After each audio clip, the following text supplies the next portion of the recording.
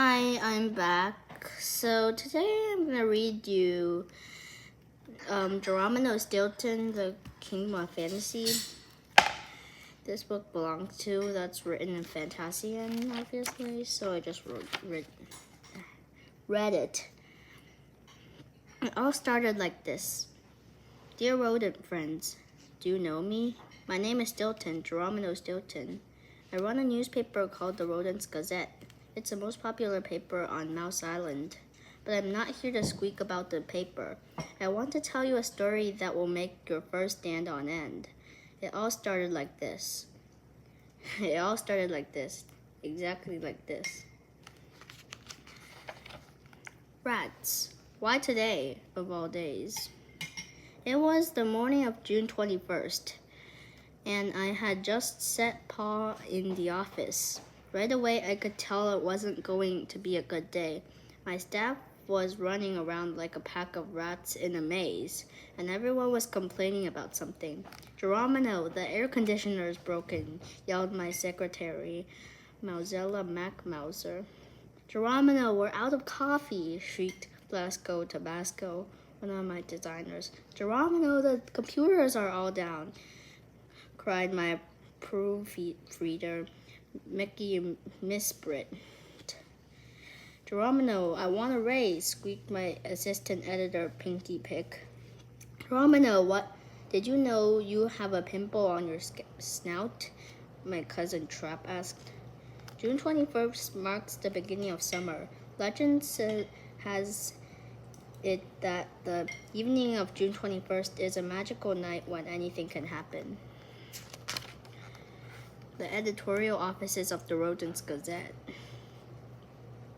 Everyone's doing everything. Was it true? I grabbed a mirror. Rats. There was really a pimple on my snout. Oh, why did I have to get a pimple today of all days? After a million hours, the day finally ended. I was exhausted. I headed for home. That's when things went from bad to worse. I began walking home just as it started raining. Suddenly, a bolt of lightning almost hit my tail. My fur stood on end. My teeth chattered.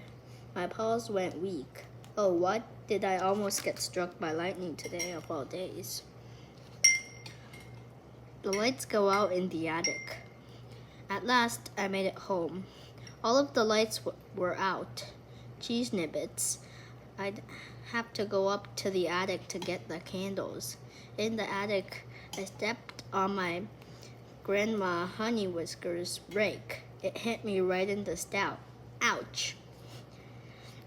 I grabbed onto Grandfather William's bookcase. It tumbled down on top of me. Yikes. I rested my paw on my cousin Trap's roller skate. It went flying through the air. My head crashed through a portrait of my Dutch ancestor, Ludwig van der Stilton. I ended up with my Aunt Sweetfur's little straw hat perched right on top of my head. Squeak! I managed to mumble. Then I fainted. When I came to it, it was the middle of the night. I tried to remember what I was doing up in the attic. I felt a lump on my head. Ouch! It all came back to me. I had been looking for some candles. I opened up the drawer of an old dresser. I found the candlestick and lit it. That's better, I said with a sigh. Did I tell you I'm afraid of the dark? I looked around the attic. I spotted a bookcase of stories from when I was a young mouselet. My sister Thea's tricycle sat on one corner. I smiled. Even on a tricycle, Thea had been a daredevil. An old bed sheet lay on the heap on the floor. It was my cousin Trap's ghost costume from long ago. He used to love to scare me. With it, I rolled my eyes. If there's one thing you should know about my cousin, it's that he loves to get under my fur. Just then, I saw a shadow. My whiskers stood on end. My heart began to pound. I was so scared I couldn't even squeak. I noticed something. The shadow was coming from a mannequin propped up against the wall. It had been my Aunt Sugarfur's wedding dress on it. What a nice poop I was. Get a grip, Geronimo, I told myself. Right at that moment, the attic window burst open. Slam. I jumped a mile high. Well, okay, maybe not an actual mile, but you get the picture. I reached out to shut the window. The storm was over, and the clouds had cleared.